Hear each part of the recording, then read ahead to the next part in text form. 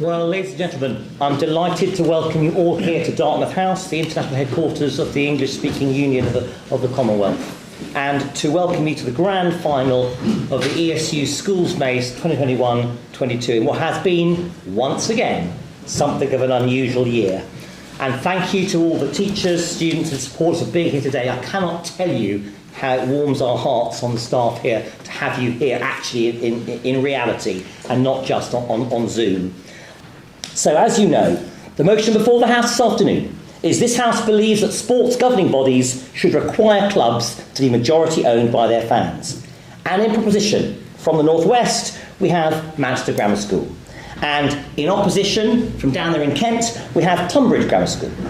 And what I'd like to happen now is each member of the team could please, we'll do Manchester first and then we'll do Tonbridge. If you could please give your names and the pronouns you'd like to be used in the debate. So I'm Nick, I'll be opening the debate and my pronouns are he, him.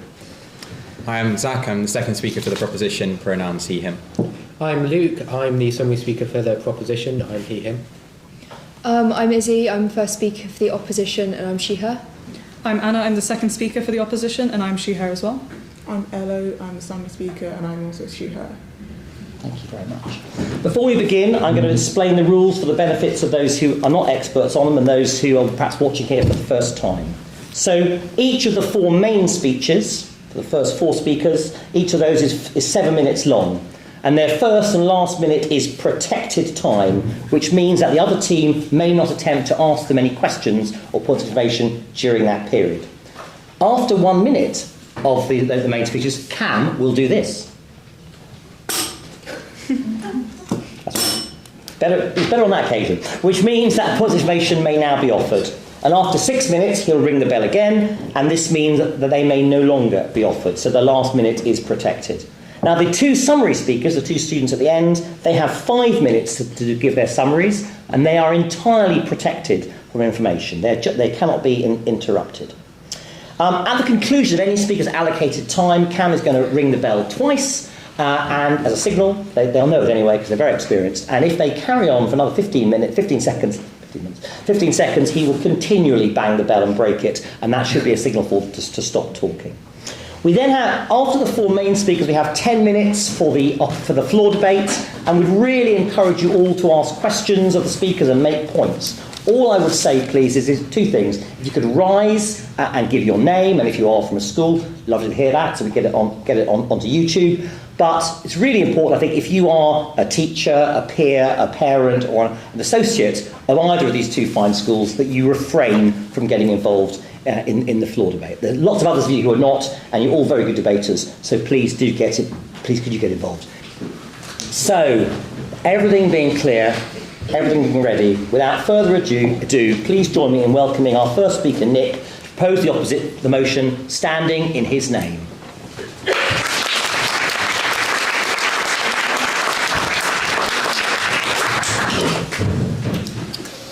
Thank you very much, and ladies and gentlemen, it is with great honour that I open this debate in saying that this House believes that sports governing bodies should require clubs to be majority owned by fans. Now, before we delve into the detail, ladies and gentlemen, some key terms need to be defined to make this a fair and meaningful debate. So, when we say clubs should be majority owned by fans, for the purposes of this debate, we will be referring to top-flight professional clubs. So, for example, in the UK in football, that would be the Premier League to League Two. So UK where players are being paid for their professional services. Now, our analysis will be mainly focusing through the lens of professional football in the UK. Of course, we will be open to discussion on other sports, of course. But the fundamental point of this debate, what we want to avoid is creating a debate where we're talking about, my local under-9 cricket team, where there's been a local corruption scandal because the owner of the club's son is first in batting. Of course, the local village scandals are of paramount importance, but we want to talk about professional sport here. So, onto the mechanism of the debate. Well, what we would propose is to ensure that no single individual or group of fans should have more than 0.1% holding in a club, ensuring that at least 1,000 shareholders have ownership of that club. Now, this would prevent individuals from having too much control over the running of the club, as we see time and again in professional football and other sports now. This would largely be based on the model that we see in Barcelona, where fans have majority ownership over the club, electing the leadership team and direction Point of information? of the club. Sorry, not now. But we also want clubs to be non-profit, as my colleague will explain. Removing the profit incentive from football will be of the most benefit in this motion. So, on to my first point. I'd like to make 2 points today. Firstly, analysing why football clubs are not like commercial enterprises, and they are more like, as we like to call them in Manchester, a religion. Before looking at what we like to call dodgy owners, and when I say dodgy, I mean very dodgy. Where my colleague will then go on to analyse some of the more precise detail on why we can't treat football clubs like commercial enterprises. So, why is following football like a religious following? Well, football clubs are not like your Sainsbury's on the corner. What do I mean by that? Well, you walk into your Sainsbury's, you go to the hummus aisle. I mean, there's no hummus aisle, but you go to the hummus aisle. It's £1.39. You think, what an outrageous price. What you do is you go to your Aldi or your Lidl and you see it for £1, and that's much better. Football clubs don't work like this. When you follow a football club, there is intense fan base behind that. There's passion. You can't just switch football club because all of a sudden it's got a better commercial offering. And that's the main point of this debate. That fans aren't following football like they follow a commercial enterprise, and that's why we shouldn't treat clubs as commercial enterprises. And so when we say football clubs are like religions, what we mean is that football is so crucial to people's lives. I am a City fan myself, boo, yay, whatever. But it's something. Football is something that on a Saturday afternoon, me and my granddad can talk about, and it evades that awkward weren't the 1950s so much better in my day, which I've heard a few too many times. But it really brings us together, and it's not just families that are brought together, it's work colleagues, other sorts of people from all across society, and that's why football clubs are so important as a community, and that's why we can't let them be managed by these large private owners taking ultimate control. Yes, please. Surely football clubs are already managed by owners and you are still able to enjoy it with your granddad, so why do we need to have fan ownership now? Absolutely. This is a key point, but the point of this motion is giving back control to the fans of their community, because they're the ones who form the community, so they should be the ones making the decisions on players, making decisions on the direction of the club. If they want to have a weekly Zoom meeting on whether they're going to play 4-4-2 on Saturday, that's completely up to them. Obviously it's a bit arbitrary, but this is about letting them take control of their community and let them have the ultimate say. So that takes me on to my second point, which is about the current ownership in football. Let's just take a look at some of the money being invested into the sport we love so much. Just in football. I mean, you probably predict what I'm going to say here, but take the example of Roman Abramovich owning Chelsea in the current climate. The amount of money he's putting into that club, coming from his connections with, goings on in Russia with Putin, is absolutely abhorrent. And the fact is that as a nation we oppose the actions of Russia. So why should we endorse the investment of funds which are coming from these corrupt sources into our football clubs? And we don't just have to look at the profit incentive here. Roman Abramovich, as owner of Chelsea, has lost money. So the point is, he's not there to help the community. He's not there to help the players. He's not even there to make money. This is a prestige goal. Point of information. Not accepted. This is an ego trip. What he wants to do here is show that he's got all the prestige, all the money, he can do all this, that and the other. And it also ties into this idea of sports washing. The fact that he can cover up his dodgy activities by owning a football club, by giving something back to the community, by making fans love him for the amount of money he's poured into this club, and take away the fundamental problems with what he's doing, which is having these ties to the Russian state that we are so against. So if we take the example of Chelsea fans the other day chanting Roman Abramovich's name, that is a paramount example of the way sports fans are being desensitised at the horrors that are going on in the world right now. You've got fans who are effectively supporting a leader who is endorsing the horrible actions that are going on in Ukraine right now. And that's desensitising fans in England on a greater issue which they should be more aware of. So, ladies and gentlemen, to summarise, I've told you why we can't support these major shareholders of football clubs who are ruining the game, who are taking control of these communities, for example, desensitising fans, and not giving ownership to the fans who matter most. And my colleague is going to talk about why fans are so important as a stakeholder indeed. Ladies and gentlemen, I cannot urge you enough to vote in favour of this motion, because it's paramount that we let fans take back control of their communities, because football clubs are not like businesses, they're not like commercial enterprises, they're more like a religion. Thank you very much.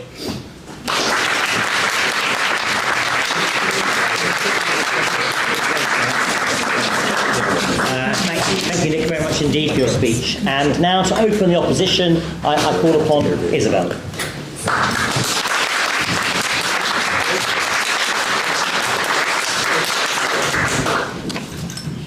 It's hard to deny that sports hold a great place in the hearts of many, and thousands of people feel incredibly passionate about it. However, the opposition does not believe that fan ownership is the future of these organisations. In my speech, I will be addressing the reasons for this, which are the difficulties that would arise when regulating and holding people accountable, the risk of financial insecurity, and the nature of fan involvement in terms of allegiances. However, first I will address a few points of rebuttal.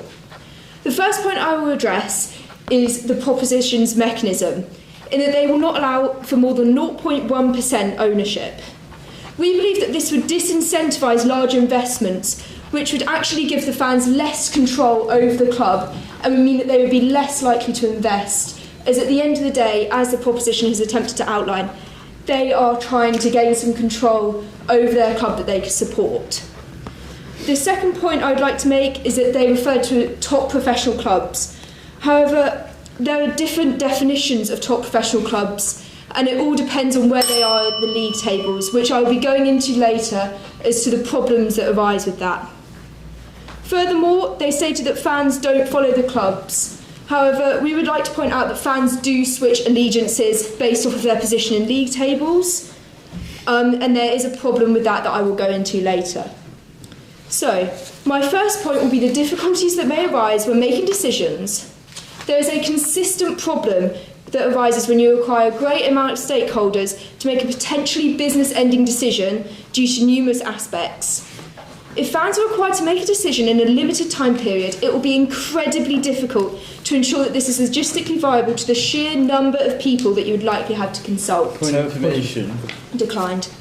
Furthermore, there are significant disagreements during the process, and there can be a divide created between people, which in fact has the capability of creating a further polarisation between individuals who are meant to be a community and are meant to be focused on a sport that they love and enjoy, rather than being concerned over business arguments.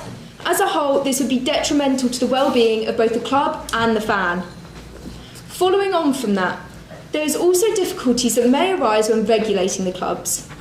If there is a large group of stakeholders in charge compared to a small group of owners or a single owner, then there could be difficulties in regulating. This is because the power would not be concentrated on one small set of people, declined, but would rather be diffused over a large majority. This means that if fans were to make a collective decision that goes against the rules set out by governing bodies, then it would be exponentially harder to combat. An example of this could be an issue during crises such as that of the Ukrainian war, which the proposition brought up, as there has been sole owners in charge of the clubs, for example, the Russian oligarch Roman Abramovich at Chelsea Football Club. As this was the sole owner of the club, it was easy for there to be sanctions imposed on him for his support of Russian actions in Ukraine. However, if there was a large... Accepted? Was Roman Abramovich sanctioned for owning Chelsea, or was he sanctioned for being in favour of the war in Ukraine? For being in favour Or of for having links to the war in Ukraine? For having links in the war of Ukraine. No, we're not having a conversation. However, if there was a large group of people in charge, it would have been a wholly different situation, as there would not have been the chances of sanctions on owners. As a whole, this highlights the difficulties experienced when attempting to regulate the actions of clubs and ensuring that they do not go against the rules set out by their respective governing bodies, and in the case that they do, ensuring that accountability is held. My second point is the risk of financial insecurity that may arise for both the fans and the club in the case of majority fan ownership. In requiring the club to be majority owned by fans, it creates a reliance on the fans' investments that they may not be financially prepared for. This is dependent on the fact that fans are going to have the funds to invest, and if there was a drastic change in the economy, for example a recession or an unprecedented crisis such as that of COVID-19, then fans may not be in a position to invest in the club. This would declined. This would have a severely detrimental impact and could result in the club going under if it didn't have the significant cash reserves that would be required in order to support itself in those times. This highlights the financial risk that majority fan ownership holds for these clubs and the significant chance that is present for it to go wrong. On the other hand, there are also severe financial risks for the fans in this situation. If there was a case where the fans invested a significant amount in the club and then the club went through a period of significant financial difficulty, then there is the likelihood that the fans would experience a significant financial loss. This can have detrimental effects, not only on the financial security of the fan, but also on them and their families' well-being. Moreover, there is also the subsequent chance of the creation of a rift between the community when considering the financial security of fans.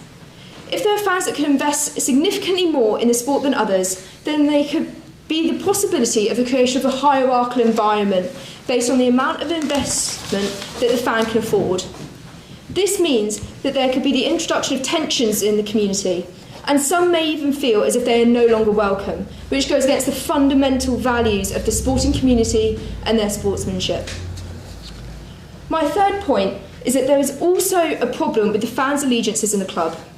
There are many situations in which fans who are less invested in the club may change their allegiances based on their performance in league tables. This means that a club's main source of income would be completely reliant on their performance in the league tables, which has severe detrimental effects, especially for small or up-and-coming clubs. This could be the creation of a cycle of events based on the club's underperformance, leading to them losing investors, leading to them not having the funds to improve their performance and leading to them subsequently going under. This would also affect other stakeholders such as the loyal fans that they talked about, as this would mean that the club could lose out on their investments, and also there could be an impact on the local community, as there is often a large sports-based presence that would be lost if small clubs went bankrupt. In conclusion, I have addressed several points within my speech, including the difficulties in the lack of financial security, the difficulties in regulation and decision-making, the impact of fan involvement in terms of allegiances, and the negative effects that these aspects have on the fans, the clubs, and the performers. Thank you, and we urge you to side with the opposition.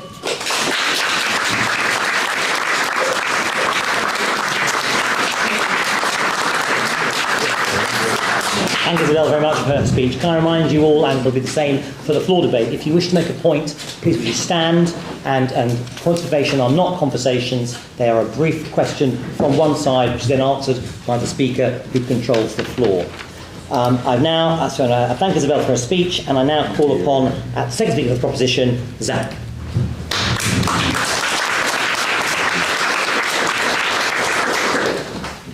Thank you, and thank you to the first speaker from the opposition for an excellent speech. I'd first like to pick up some points of rebuttal. So first of all, the opposition mentioned the risk of financial insecurity. Actually, we believe that fundamentally the greatest risk of financial insecurity to a club comes from corporate investment, because of a corporate mindset that focuses on a boom or bust economics, such that a club will either go, high and sky if the investment involved leads to a return with regards to results, or it will crumble if the investment put into the club does not result in those results being achieved, and therefore the club loses an enormous amount of money. Actually, we believe that the stability provided by fan ownership in terms of finances will actually lead to a more stable, longer-term financial situation. And secondly, I'd just like to pick up on the point of the integrity of small investors.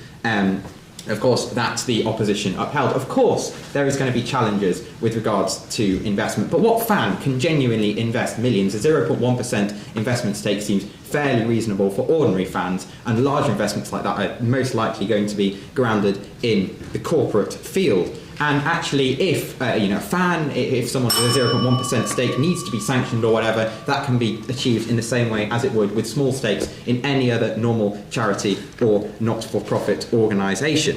So, building on the 3 points my colleague made earlier regarding the passion and symbolism behind sport and the importance of the community of a club, which results in that community, or we believe that community should therefore have the agency over the club. In contrast to the corporate interest with the often dodgy money against it. So I will make 3 main points for you today. Firstly, the importance of fans. Sorry, not this time. Firstly, the importance of fans as the most important stakeholder in this debate, given their genuine connection in sport, their genuine emotional investment. I mean, certainly in Manchester, football club allegiance is more emotive than the debate about pineapple on pizza.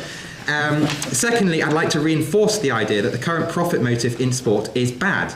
And finally, I'd like to talk about the fact that sport is fundamentally for its fans. The corporate focus in modern sport is wrong, and we need to move beyond seeing sport in those terms. So first of all, talking about fans as a stakeholder, we believe that fans are ideal club owners. They have a genuine, long-term, emotional interest in the club, and they want the club to succeed. And that doesn't just mean results, that means long-term stability. That means long-term stability in terms of governance. We talked about the structure of Barcelona in terms of governance, for example. Yes, accepted.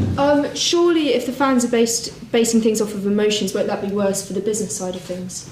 We absolutely fundamentally disagree. We believe that as I was going to come to talk about, the fans' emotional connection to the club means that they will see the long-term prosperity and security of the club, particularly financially, as absolutely paramount, and therefore they will be more inclined to seek long-term financial solvency within football clubs. And fans see football clubs as what they are. They don't see them as a profit-making ventures. They see them as sustainable social institutions that revolve around what is fundamentally a game. And therefore, fan ownership can build positive facets of a club that are beyond profit. For example, club investment in causes. Local food banks, for example. Lots of large professional sports clubs have involvement in local food banks. With homeless charities in the local area, helping the community. Standing up against racism, for example, and online abuse that many professional sports players have. And of course, standing up for just causes. We've already talked about the movement within, for example, football against the war in Ukraine and, for example, in favour of the COVID vaccine, many sports grounds being used as mass COVID vaccination sites over the course of the past year. And therefore, clubs have such a huge impact on the perspective of fans and the way that fans see the world, that it seems absolutely right that those fans should have a say in how the decisions in that club are made. Fan ownership will reverse any idea of, for example, fans chanting Abramovich despite the Ukraine war, because they won't be manipulated by these corporate interests into believing certain things. They will be purely motivated by positive, just causes that sport provides.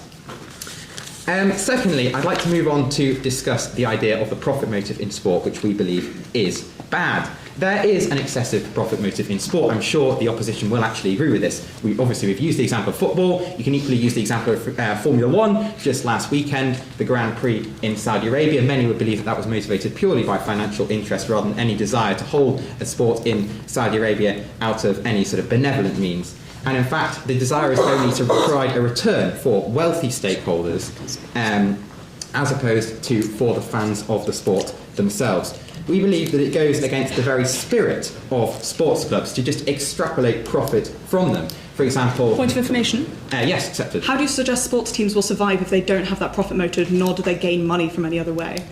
Well, as of course we're going to be talking about, we've mentioned the idea of fan investment in clubs through fans owning stakes in clubs. We also believe that it's important that clubs become self-sustainable, for example, using their revenues through ticket sales and so on, in order to sustain themselves. Because fans, quite frankly, need stability. They don't need corporate boom and bust, as we've already mentioned. Football is a religion, many other sports are the same. And actually we accept that clubs will most likely be worse off financially without high levels of investment, but we believe that fundamentally that is a price worth paying for sport which is morally integral and about passion for the game at its heart.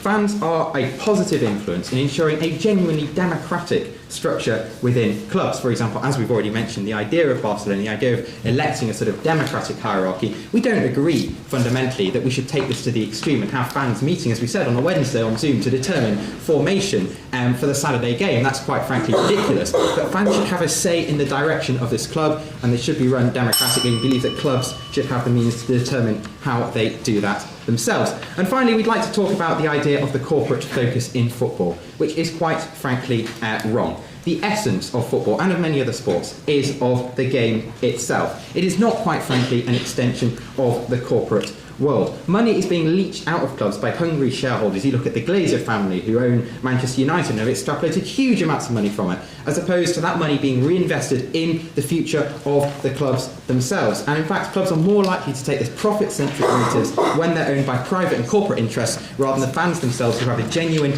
long-term interest in the future of the club. And therefore, to conclude, we believe that modern sport, certainly, for example, the cash-rich sport of football, relies all too much on the cynical profit motivation of corporate interests. And clearly, it is the emotional investment and genuine interest in the stability that fans will bring to the game, whether that's political stability within the club, whether that's financial stability within the club, that makes them ideal owners for reformulated, non-profit and social enterprise-orientated clubs, which are rooted in their communities. Because, after all, sport is about the game. From all of us in Manchester, that can only be the beautiful game. Thank you very much.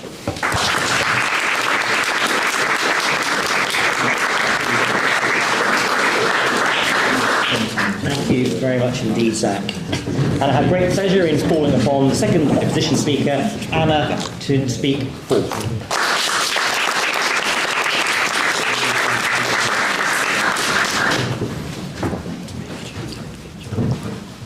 How does one imagine sports fans? Passionate, emotional, intense, vigorously caught up in the heat of the moment, and fervently supporting their team above all else. It is hard to deny that fans are one of the most important and integral aspects of competitive sport. But in reality, fan ownership is not the right way to give them the recognition that they deserve. In my speech, I will be showing the disadvantages of fan ownership, and in my three main points, which are how fans actually have a lack of knowledge on how to run the teams, although they are knowledgeable about the sport, the lack of money that this will cause and its consequences, and the inequalities that this will lead to. But first of all, I'd like to start off with a few points of rebuttal. The proposition has proposed a way in which we could have no group more than consisting of no more than 0.1% of each team. However, there will be a disincentive to invest largely, as that means that the people would no longer have as much control over the money. So this would actually, frankly, work as a disincentive for flooding money into the teams. On to my next point of rebuttal, the profit motive is bad. But they have ignored the fact that sports has become a business, unfortunately. And sports teams particularly cannot survive without money. But profit motives are actually beneficial, as that means there is a union between the people who want to give money to them, as well as them to win the game. That means that winning the game will actually allow them to get more money from investment, as that will be seen as better on return. Point of information. Not taken. And moving on to my last point of rebuttal, that they've repeatedly used the term dodgy money. But other than Abramovich, who can actually think of other people who have come from sources of dodgy money? Not taken. So moving on to my first point, fans' lack of knowledge on how to run the teams. Fans are extremely knowledgeable as to why on the team and the sports that they watch. However, the vast majority of them do not in fact know how to run the delicate inner workings of a sports team. Investors have at least one thing in common, however, with the team, is that they both have a necessity to win. Therefore, this means that investors can flood money into the team and attract other investors for the sake of this goal. But with fan ownership, this is simply not the case. Fans do not have the same networks nor knowledge about investing as the current investors do, nor do they have the same ability to allocate millions for this purpose, as is the case with current investors. Point of information. Taken. In a situation where fans are electing directors of the club, so owning the club but electing democratically the directors, could those directors not take management of financial concerns, for example? Yeah, of course they could, but would they really have the money to actually deal with it? They could, of course, make these decisions, but would they really be the most knowledgeable ones, or would they actually just be perhaps a fan that is most knowledgeable about the sport?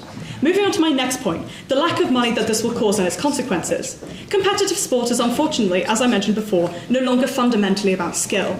Sports has become a business, whether it is about teams being able to afford things like better equipment and facilities, or whether it is actually at the level of buying and selling players for millions and millions. Point of information. Taken? Is that how it should be? No, but this is actually the way it is, and we cannot undo that fundamentally due to the fact that that is the system that is in place at the moment. But it is hard to deny that money is necessary for a sports team to function successfully. But in the case of mandating fan ownership, this is simply difficult to make work. In the international football scene, we can see staggering amounts of money thrown from place to place, in the hundreds of millions. If we mandate fan ownership, we are limiting the amount of money our teams are receiving, and we may lose our best players to international teams who may offer more funds. For example, Lionel Messi. Messi left the team that he had been loyal to for 21 years, as they could no longer afford his salary as a result of structural issues, as they were owned by fans. This has left Barcelona without their best player, due to the factors that the proposition wants to mandate. This would undoubtedly be the case for Britain as well. As we could see, players would see their salaries cut, and they would be possibly tempted by international bodies who would offer them more money. This would ultimately rob England of their best players, and in fact, England has done remarkably well in recent times in international cups and games, so why would we want to sacrifice this now? I think we can all agree, for the sake of English success in sports, we must not mandate fan ownership. But instead we could see positively received owners that are loved by fans too. For example, Siwa Tnaprapa of Leicester City, who has been able to generate money for the city as well as reward fans and the team for their efforts as well. For example, when he bought the team cars for their phenomenal Premier League title. So moving on to my next point, the inequalities that this motion will cause. So in the current temperament of sports ownership, teams are actually able to make the decision as to whether or not to be fan-owned. We would argue that there is a reason as to why most teams, particularly those at the top, have chosen to go with the current ownership from investors. In following through with this motion, we are robbing the teams of their chance to choose how they are owned, perhaps putting many at a detrimental disadvantage, as although many wealthier clubs could perhaps withstand the loss of some of their income, smaller and up-and-coming teams, often even if they are in the leagues, as the proposition has mentioned, may not be able to afford this, putting them at a major disadvantage, as well as perhaps causing them financial difficulties in the team as well. Point of information. Not taken? Furthermore, this will increase the already massive inequality between teams in the leagues. This is because they are perceived as better. The teams at the top are perceived as better, and because of this, they attract investors with the most capability to flood money towards the team. However, less well-known teams will not have this ability, nor will they have this investment, thus keeping them from being able to move upwards. Teams which are more well-known will be seen as a better investment and attract more people, driving up the prices that will be required to buy in order to be a fan owner. And thus, this will act as a filter, as the people who are able to buy a share will be sufficiently wealthy to invest in the team, allowing for the teams to continue winning time and time again. And I think we can all agree this inequality is terrible. And due to the factors of supply and demand, this would actually be inevitable. And we would be massively actually devaluing smaller clubs who have less demand and who have less investors, as these people would not necessarily be able to flood as much money as would be possible in other cases. So to conclude my case, we believe that we should not mandate fan ownership, as fans lack the knowledge as to how to run teams, and this would cause a significant lack in money, and this will have many negative consequences, and that this will also cause massive inequalities. So let us not destroy England's teams as they function today. Thank you.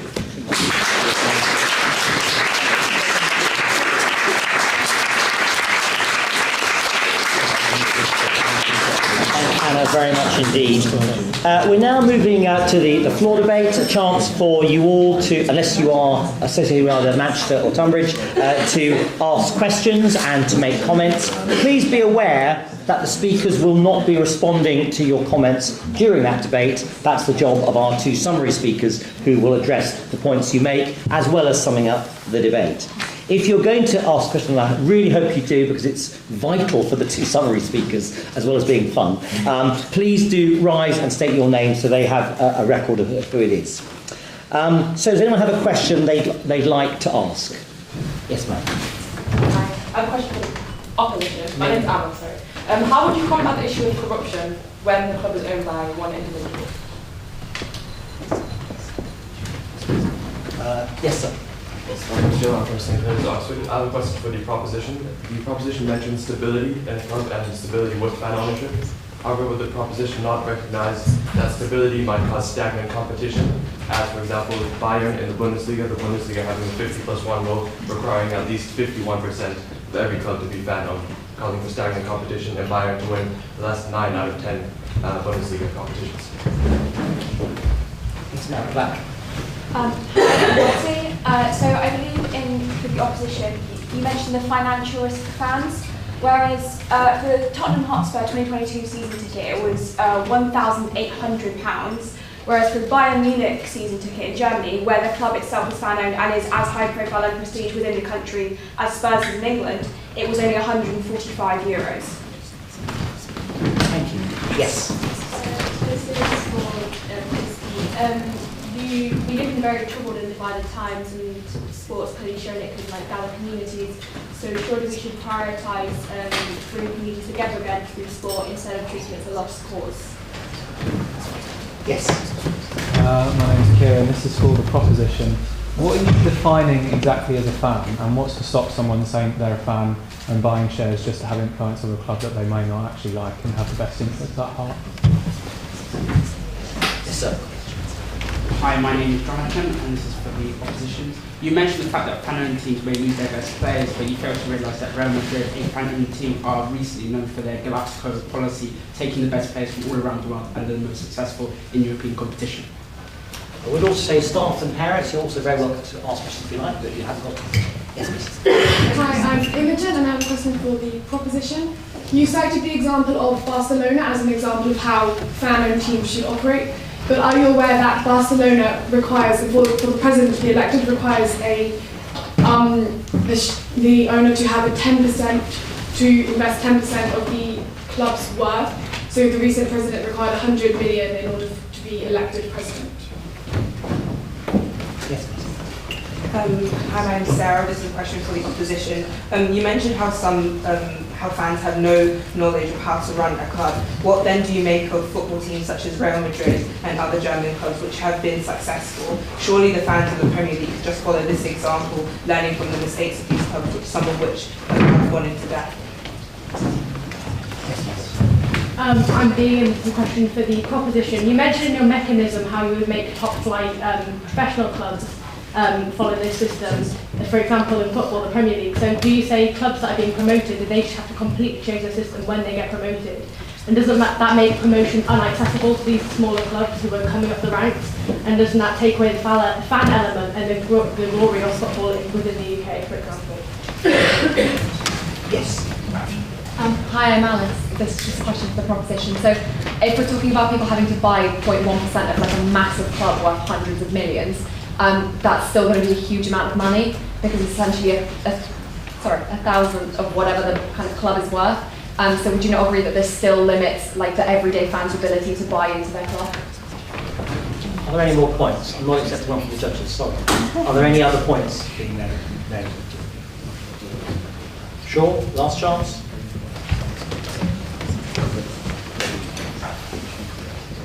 Now, I'm just going to give a couple of minutes, a minute or so, just for these guys to get their act together and get their, I'm going to see Ella's get her act together. She's on next. So just give them 30 seconds.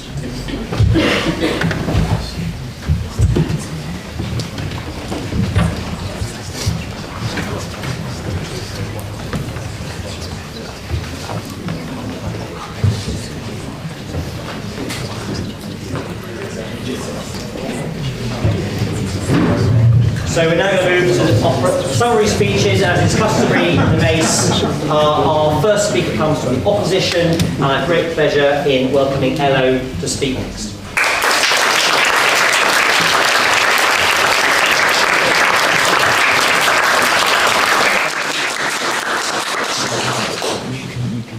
What is a fan?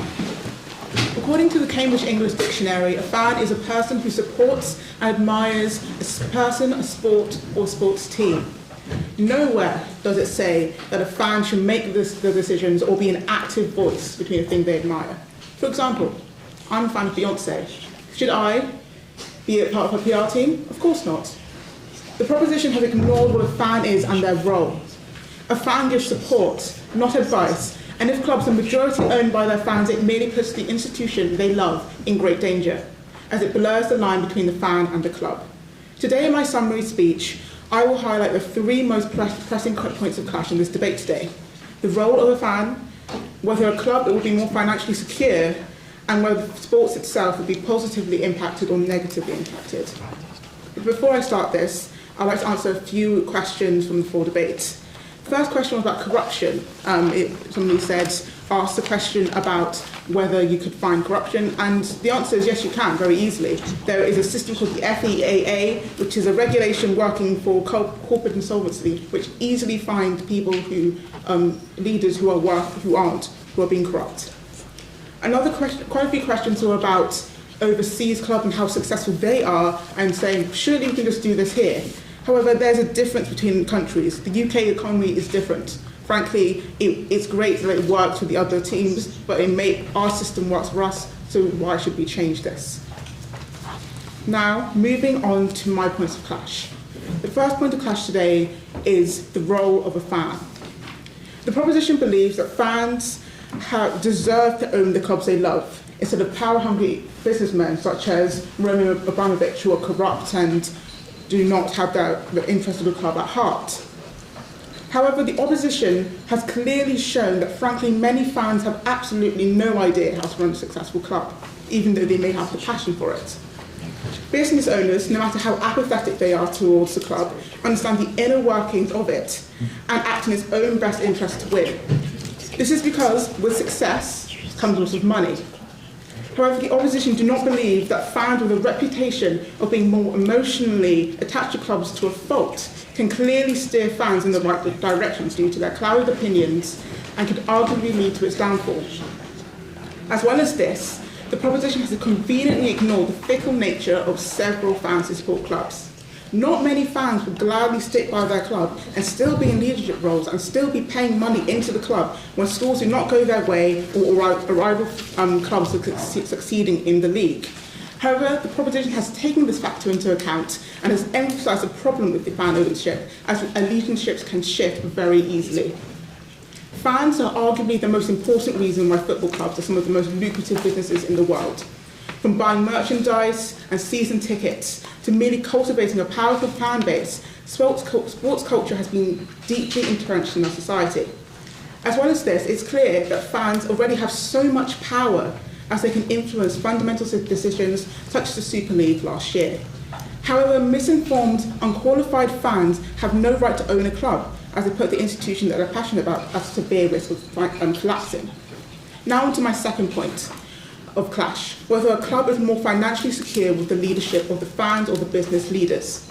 The proposition has stated that they'll be more secure with fans because there are more people, so it will be more stable. However, the opposition has shown that that if clubs are majority owned by fans, investors will feel inclined to put a lot of money into a less secure business with inexperienced owners. Now on to my third and most pressing point of clash today, whether this change will positively impact or hinder sport as we know it. The proposition has stated that this will positively impact sport because it puts passion back into the sport. However, the proposition has failed to realise the detrimental effects of fan ownership in sports leagues, as it merely widens the already gaping hole between richer and poorer teams. Let's give the example of football, as the proposition has used quite a few times.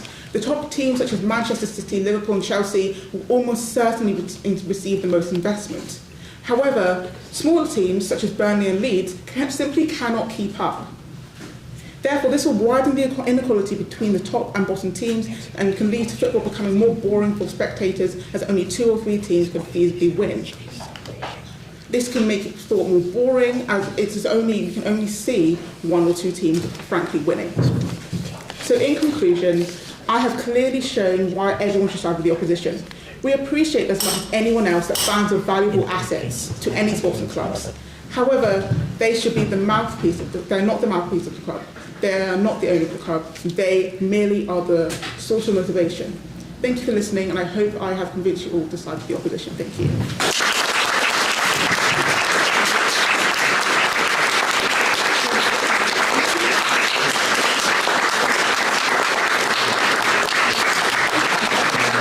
Thank you, Ella, very much indeed for a summary speech, and I welcome our last speaker of the proposition, Luke, to sum up for his team and the debate as a whole.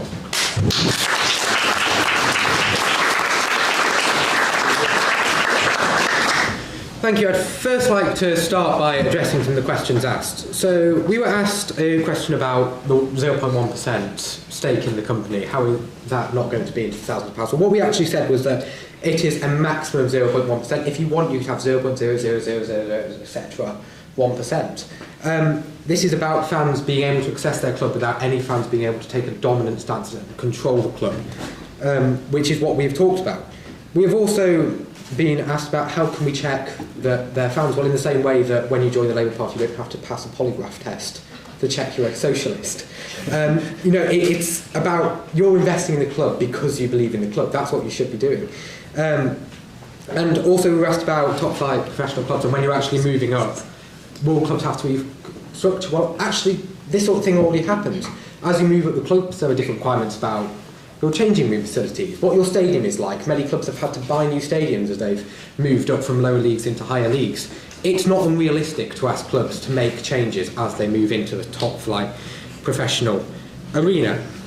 Now, I would like to talk about 2 points of clash in this debate. Firstly, the idea of financial stability. Who actually is going to run clubs better? Who is going to have clubs' financial interests at heart? And secondly, the place of fans. What fans are actually there at the club to do? Now, firstly, to talk about financial stability. Look, there were instances, of course, of fan-owned clubs going bad. There are instances, of course, of privately owned clubs going badly. Take, for instance, Bolton Football Club had significant financial difficulties a couple of years ago. I believe it's Burnley that's now in trouble. I would have to check that. But it's about who's actually got it at heart. The capitalist, the person who's coming to invest his billions in the football club, they are there to make money. They are there to bring their prestige. They are there to have the image of owning the football club. They're there to have the ability to make money from that football club. What the fans are there to do, they don't have the option to make their billions from owning the football club. The reason that fans under our plan will invest in football is because they love the game. Invest in sport even is because they love the game, they love the club. They are invested in that club. They have probably followed that club since they were a child. Their happiness at the weekend depends on whether that club's won their match or lost their match. And these are people who are not going to take these huge, crazy gambles that you've seen. Take, for instance, Leeds in the 90s when they attempted to make the Champions League by spending millions and millions, didn't, and then found themselves in significant difficulty and ended up in Division 1. They are not going to take these gambles. They are going to be concerned about their club, the community of their club. How can we make sure that this club still exists for us, for our children, for our grandchildren? How do we keep this alive? Because it is not a financial interest for fans. It is a community interest. Which leads me on to where do fans actually fit into this? Are fans merely there to turn up on a Saturday or Sunday and sit in the stadium chanting various songs to encourage the players? Or is it something deeper? Is it this emotional connection, as we have alluded to? This idea of kinship in sports, this idea of actually loving your club, loving what's happening, being happy when they win, distraught when they lose. This is something that is not corporate. This is something that you cannot run on the same model as Asda or Sainsbury's.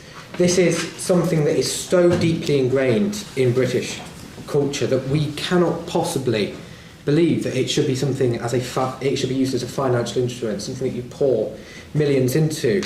Two, they've talked about how the investment of billions actually helps the sport. Well, it doesn't.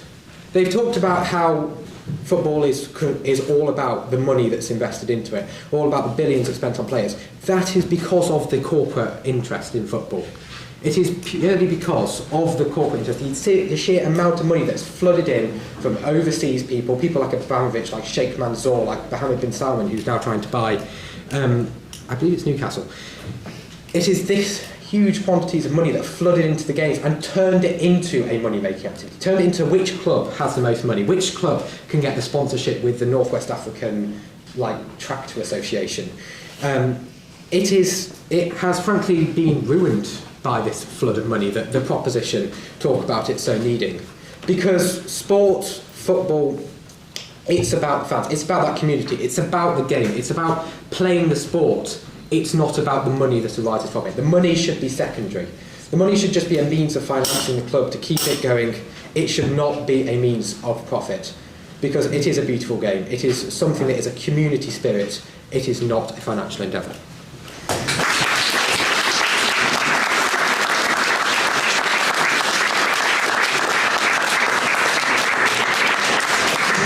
Luke, thank you for that summation. I'm sure, before we get the results, on all your behalf, we'd all like to thank from Manchester Grammar School, Nick, Zach and Luke, and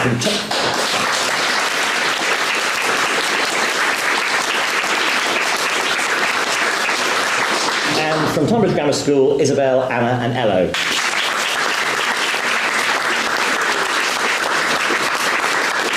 As we weigh these two sets of arguments, we found a series of arguments that was advanced by the team in opposition to be the most persuasive, and therefore, congratulations, you have won.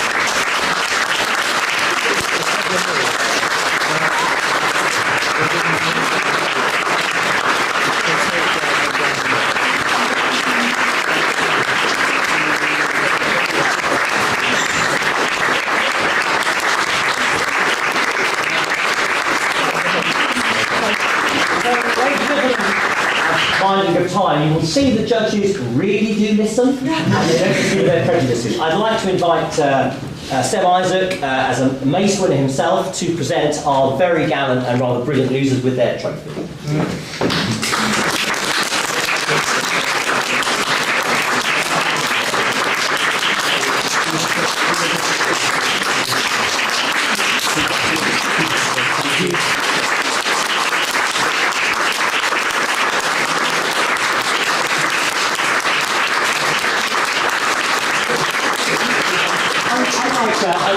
TGS have use a squad system, which is also part of the rules, and so I'd like, please, if you could present them with their national winning medals and their trophy they're allowed to keep.